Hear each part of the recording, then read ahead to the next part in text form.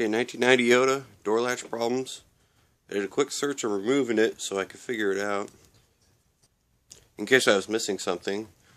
And all it came up with was one lame-ass 15-minute post on YouTube about how to zip tie the relay rod or the door latch rod or whatever you call it. Basically just rig it up instead of going spending 89 cents at the dealership and getting a new clip. And a Toyota Corolla, or Toyota Corolla, whatever the hell he called it. It was pretty much came up with nothing. So, two issues. The door lock sticks. If it's unlocked, you hit the lock button. It tries to move, but it doesn't. You lock it, you gotta grab a pair of pliers and pull up on it to get it unlocked. There's one issue. That's this door. And the other issue is, well, just about all four doors. If it freezes and gets cold enough, you pull hard to get them unlocked, and you try to close them, and they just don't latch. So you gotta bungee cord the doors shut if you want to go down and get a pack of smokes or whatever.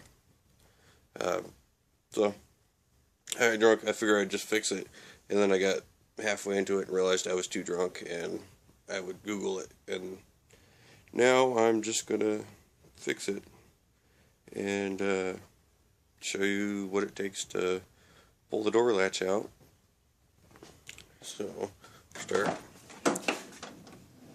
You see, I already got it ripped apart,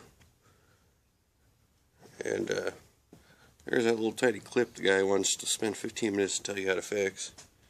Take the door panel off. It's really easy.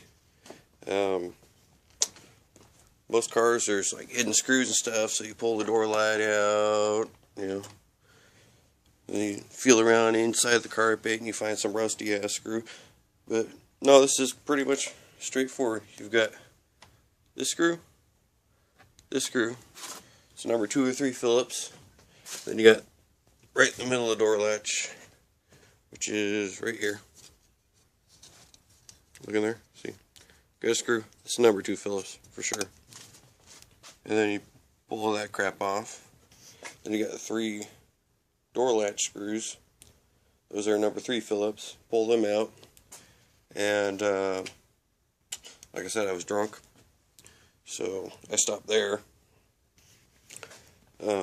This is just a beater, you know, rock crawler, run it through the muck, so I don't really care. But surprisingly, it just goes through anything. It takes anything. What you do want to be careful of is, you see this? It's basically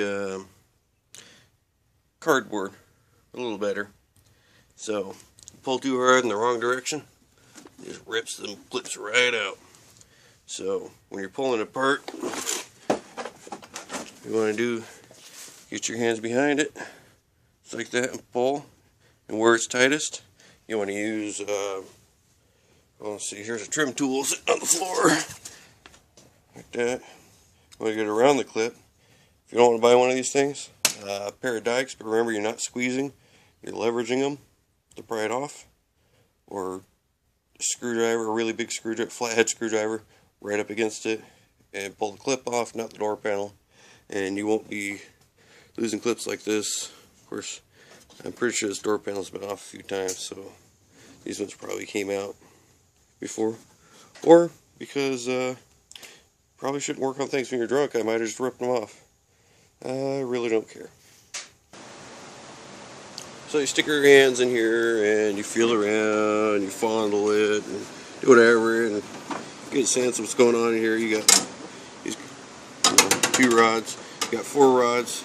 Inside door lock, inside latch, outside door lock, outside latch, and your. But you also have this window trim. Doesn't matter if it's power window or crank window. You got this thing, and it's got guards on it, and you're just going to have to loosen that up to get the latch out of the way, because you know, you can do this all day. You're not getting out of there without pulling that window track off. And you can see it's 310. Takes a 10mm socket, So it takes a couple, there's one here, there's probably that one for the motor, not that one goes to the scissor track, and you're just going to pull those off, get the crap out of the way.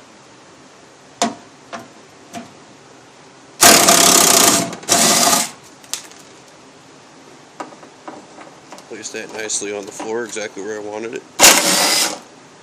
This one too. This thing seems to just pull outward, down,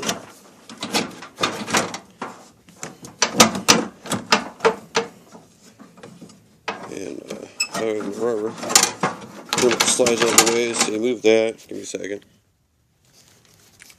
And then you've got your rods, you got to disconnect. You do this, I don't know if you can see that. There you go. See my finger? You flip that way, and it releases the rod, which can then slide out. The door lock, there we go.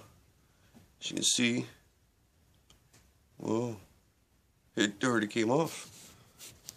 But you'd snap that towards you and push the rod that way. Now you can slide the motor and kind of rock it this way. You can see the clips. I mean, if you can feel it, you don't have to see them, but the clips are on the back side. Squeeze them.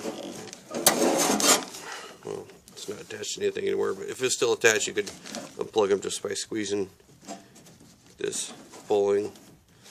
I'll clip this one too. Okay, got them unclipped. This one, actually, it's like a regular old 3/16 flathead up in here. Right, you get around this little nub there, kind of deform it, pull.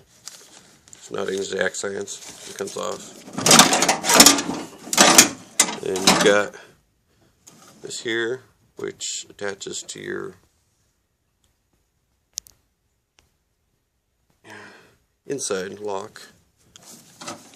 And there's another one that goes to this.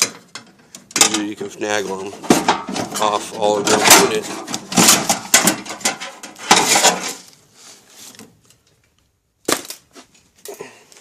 Just remember where they go. That's the number one thing. If you got to write it down, write it down. So just a little story about how it works, what it looks like. You know, here's the motor, 4 wires. And here's the sensor, 3 wires. This is actually what tells the security module that you unlocked or whatever. So use the key. You unlock it. Lock it.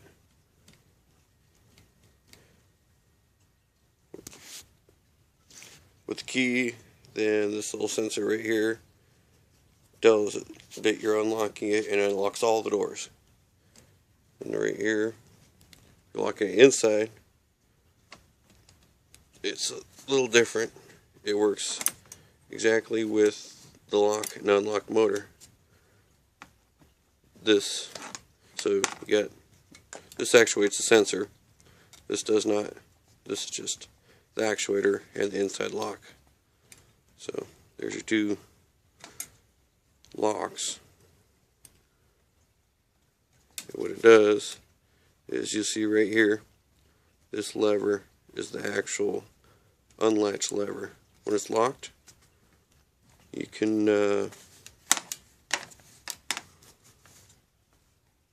try unlocking all you want. Nothing happens. It's a disconnect system. But when it's, hold on, there we go. But when it's locked or unlocked, you can actually move that lever, which is hard to do one-handed.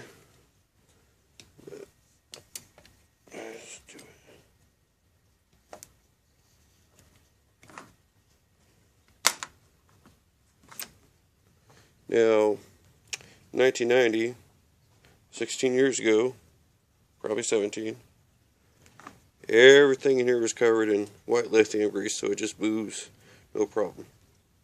But now I can get moisture in here, freezes up, nothing wants to work. Slam the door, it just bounces right back open. Take a torch to it, heat up everything around it. Of course, not heat up the plastic because then that just melt shit in place. Get it warm, the moisture thaws out, the latch starts working again, but you can see it's all rusted to hell. I mean, technically that's just surface rust. Everything's still integral, but it's not working like butter, so it's got to be all lubed up. And then I have to figure out what is catching, that's making it not want to unlock or not want to lock. I have a feeling this guy right here